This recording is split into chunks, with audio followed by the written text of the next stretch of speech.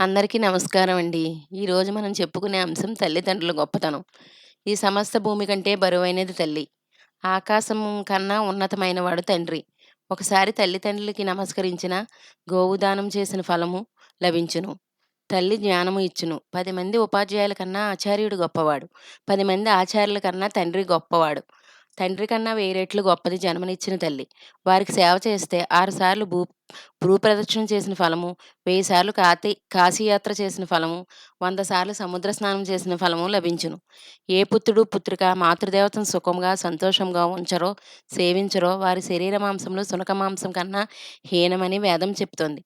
ఎంతటి శాపానికైనా నివృత్తి ఉంది. కన్నతల్లిని బాధ కలిగించిన వారు లక్షల గోవులు దానమిచ్చినా, వెయ్యికి పైగా అశ్వమేధ యాగాలు చేసినా పాపం పోదు. తన చెడి బిడ్డలను చెడగొట్టిన తండ్రిని అసహించుకున్నా తప్పులేదు. చెడు నడకతో ఉన్న తల్లిని నిరాదరించినా అది తప్పేనని ధర్మశాస్త్రం చెప్తోంది.